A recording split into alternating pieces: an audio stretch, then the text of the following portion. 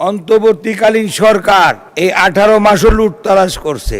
চাল ডাল তেলের দাম কমাইতে হবে, কমাইতে হবে, সারা জীবন স্লোগান দিছে। যদি এইটা ঠিক থাকে বাংলাদেশের মানুষ ঠিক থাকবে।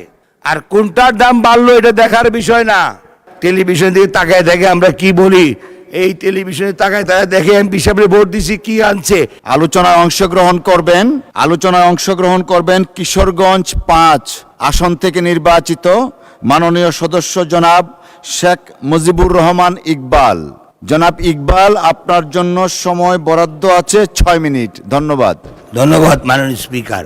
25, 26, 27 বাজেটে আমার বক্তব্য দেওয়ার সুযোগ দেওয়ার জন্য আপনাকে ধন্যবাদ।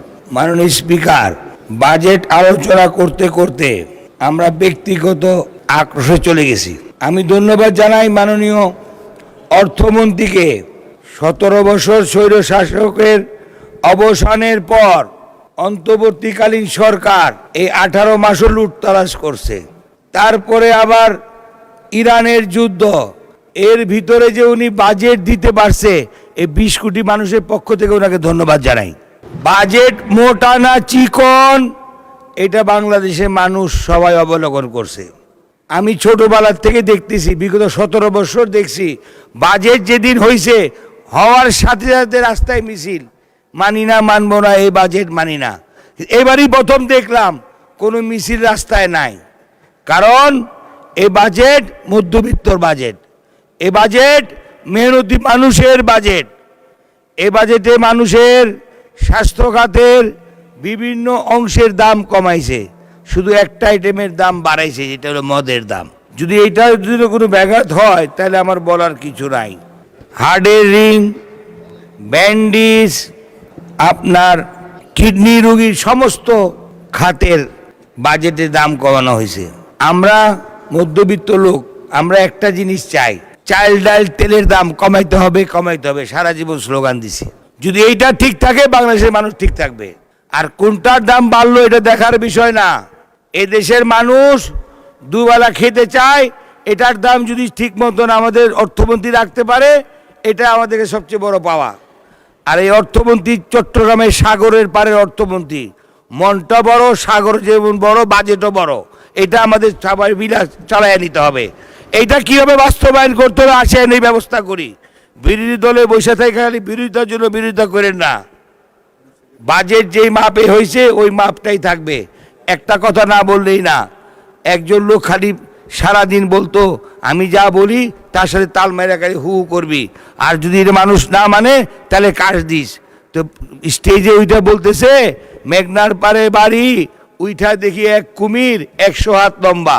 তো 100 হাত লম্বা তো মাননীয় স্পিকার কুমির হয় না। তো পাশের লোক বলছে তো উনি বুঝছে এটা পাবলিক খাবে না। তখন বলছে একটু আগে বাড়ে গিয়ে দেখে 80 হাত, তারপরে বলে তখনও বুঝছে এটা মানে না।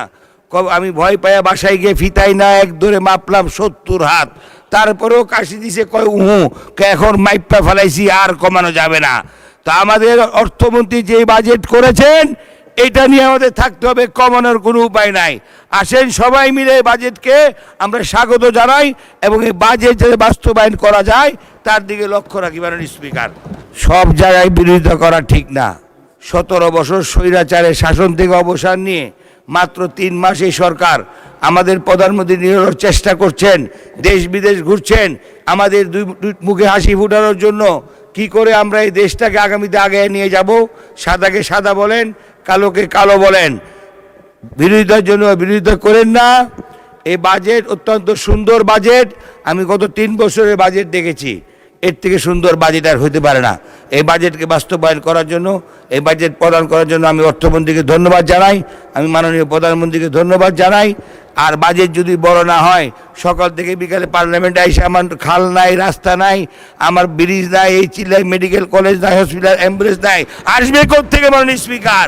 বাজেট বড় হয়েছে বলেই তো পাবো মাননীয় স্পিকার। আমাদের ভোট দিয়ে পাঠাইছে এলাকার উন্নয়ন করার জন্য, এলাকার রাস্তাঘাট করার জন্য। বাজেট বড় হয়েছে বলে মাশাআল্লাহ ইনশাআল্লাহ আগামীতে আমরা রাস্তাঘাটও পাবো, খালও সংস্কার হবো, স্কুল কলেজও পাবো মাননীয় স্পিকার। অতএব আমি বিরোধী দলকে আবেদন করব, আপনাদের যা যা দাবি আছে বলেন। আমাদের অর্থমন্ত্রী বাজেট যেহেতু মোটা বানাইছে, এই বস্তার ভিতরে আপনাদের দাবি দেওয়া পূরণ করে ভরতে পারবে ইনশাআল্লাহ, কোনো চিন্তা করবেন না। যার যা চান আমাদের অর্থমন্ত্রী আপনাদের আশা ভরসা পূরণ করে দিবে। মাননীয় স্পিকার, আমার এলাকার কথা না বললেই না, টেলিভিশন দিকে তাকায় দেখে আমরা কি বলি, এই টেলিভিশনে তাকায় তারা দেখে এমপি সাহেবের ভোট দিছি কি আনছে কি নিছে। অর্থমন্ত্রী বলতে চাই দেশের আইন শৃঙ্খলা পরিস্থিতি বেশি ভালো না, এই জন্য পুলিশের বাজেটটা বাড়ানো দরকার। কারণ এই এলাকার বিভিন্ন থানায় পুলিশ টহল দেওয়ার গাড়ি নাই। আমার এলাকা হাওড় অঞ্চল, স্পিড বোর্ড নাই, রাতের অন্ধকারে মানুষ যাইতে পারে না, চলাচল করতে পারে না, যেহেতু পুলিশের বাজেট নাই। আমি পুলিশের ঊর্ধ্বতন কর্মকর্তাদের কথা বলেছি, ওনারা অনুরোধ করেছেন সংসদে এই কথা বলার জন্য, যাতে পুলিশের বরাদ্দ বাড়িয়ে দিয়ে টহল যদি না বাড়ায় মাননীয় স্পিকার, আইন শৃঙ্খলা পরিস্থিতি নিয়ন্ত্রণ করা বড় কঠিন হয়ে যাবে। আমি আপনার মাধ্যমে অর্থমন্ত্রী বরাবর অনুরোধ করব, উনি যাতে পুলিশের বরাদ্দটা বাড়িয়ে দিয়ে আইন শৃঙ্খলা অন্তত সুন্দরভাবে রাখুক। আর মাদক দ্রব্য নিয়ন্ত্রণ একটা কথা না বললেই না। মদ কি মাদক মাননীয় স্পিকার? না মাদক আর মদ, এটা মিলানো দরকার। কারণ পুলিশ একটা ব্যবসা পাইছে, এক বোতল মদ পাইলেই মানুষের মামলা দেয়। ধন্যবাদ মাননীয় সদস্য।